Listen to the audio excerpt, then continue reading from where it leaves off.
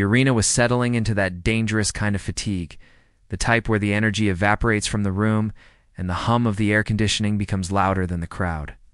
It was the main event segment, a contract signing that felt like a formality. With the current champion standing in the center of the ring, twirling a pen with the arrogance of someone who believes they have cleared out the division, the fans were checking their phones. The broadcast team was filling dead air with statistics about title reigns, and the security guards at the barricade had their backs turned, staring into the abyss of the audience. There was no electricity, just the dull hum of a show that had peaked an hour ago. The champion raised the microphone to speak, to deliver the same rehearsed lines about dominance and lack of competition, but the words never left her lips. The lights didn't just go out, they were severed.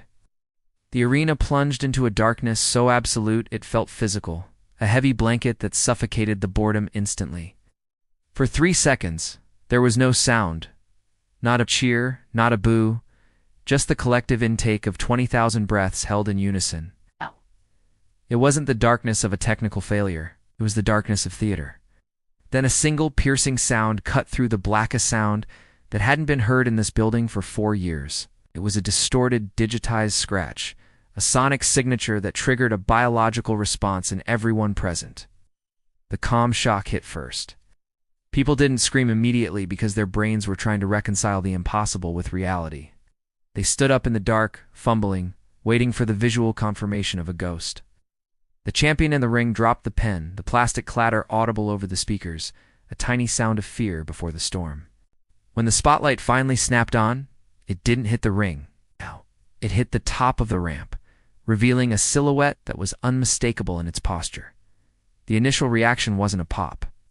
It was a roar, a visceral, guttural noise that shook the camera lenses and caused the audio feed to peak into distortion. She stood there, motionless, letting the wave of sound crash against her. Looking not like a returning athlete, but like a monarch surveying a kingdom that had fallen into disrepair during her exile. She wore no elaborate costume, no pyrotechnics distracted from the moment. It's just her, in street clothes, possessing an aura that made the $1 million set design look cheap by comparison. The commentary team was stunned into a rare, authentic silence, their headsets useless as they scrambled to find words that wouldn't sound scripted. She began the walk. It was slow, deliberate, and terrifyingly calm. Every step down that steel ramp felt like a countdown.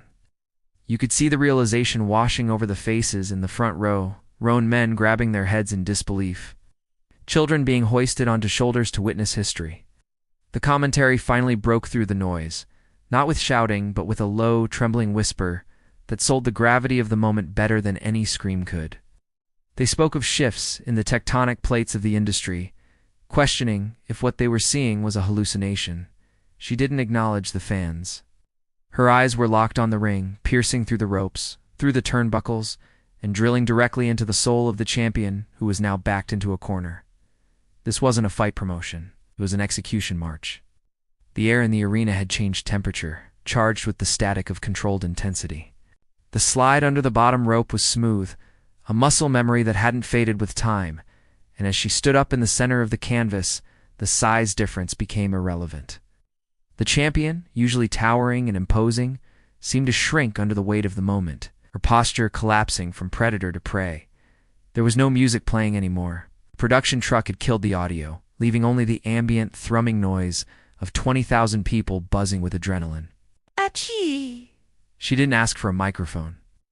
She didn't need to cut a promo to explain why she was there. The violence of her presence was communication enough. She walked to the center, nose to nose with the title holder, and the camera zoomed in to capture the micro-expressions of 2 generations colliding. The champion tried to smirk, a defense mechanism to hide the trembling of her hands. But the returning legend didn't blink. It was a stare that stripped away the character and left only the person underneath exposed. The commentary team noted the shift in the champion's breathing. The rapid rise and fall of her chest contrasted against the statue-like stillness of the returnee. This was the psychological dismantling that happens before a single punch is thrown. The crowd sensed the violence simmering just beneath the surface, that controlled intensity threatening to boil over. When she finally moved, it was just to tilt her head, a small, dismissive gesture that said more than a 10-minute monologue. She reached out, not to strike, but to gently brush a stray hair from the champion's shoulder. Mother disciplining a child, a queen dismissing a servant. The disrespect was palpable, louder than a slap, and it sent a ripple of shock through the ringside area. The moment the segment ended, and the copyright graphic flashed on the screen, the real chaos began in the unseen corners of the world. Social media didn't just trend, fractured, with timelines flooding with the singular image of that stare-down, burying weeks of carefully planned marketing for other storylines in seconds. Backstage, the atmosphere was a mix of exhilaration and panic. Producers were ripping up scripts for the next month. Writers were huddled in corners trying to figure out how to pivot an entire company's direction around a singular, unplanned lightning strike. The locker room, usually a place of camaraderie or petty squabbles, had gone silent. Every other wrestler watching on the monitors knew that their spot on the card, their time on screen, had just been jeopardized by the gravity of this return. The champion, having returned through the curtain, was met not with applause, but with the frantic energy of handlers and agents. The blur between fiction and reality was gone. The fear she had shown in the ring lingered because she knew the standard of excellence had just been raised to an impossible height. This wasn't just a plot twist, it was a hostile takeover. Family members of the roster were texting, asking if the rumors were true, if she was really back to stay. The return had forced everyone to look in the mirror, exposed the complacency of the current era. The media scrum waiting outside the arena was growing, reporters bypassing the scheduled interviews to ask one question: why now? The shockwave was traveling faster than the official press release could be typed, creating a vacuum where only her name existed. As the arena emptied, leaving only the popcorn-strewn floor and the crew dismantling the ring, a heavy sense of history lingered in the rafters. Fans walked to their cars in a daze, the conversations hushed and reverent, dissecting every micro-movement of the segment. They weren't talking about the moves or the athleticism. They were talking about the feeling. It was the realization that they had witnessed the end of one chapter and the violent beginning of another. The controlled intensity had given way to a reflective close, a collective understanding that things would not be the same next week. The return wasn't a nostalgia act. It was a warning. But the true twist, the detail that would keep the forums burning for weeks, wasn't in the confrontation itself, but in what was revealed as the broadcast faded to black. As the legend walked up the ramp, turning her back on the ring, she didn't look at the title belt. She didn't signal for the championship. She looked past it. The camera caught a glimpse of her wrist tape as she raised her hand in a final farewell to the crowd. Written in sharp black marker, barely visible unless you paused the frame, was not the name of the current champion, but the date of the next major pay-per-view and the name of the rookie who had been sitting in the front row, unnoticed. She hadn't come back for the gold. The gold was beneath her.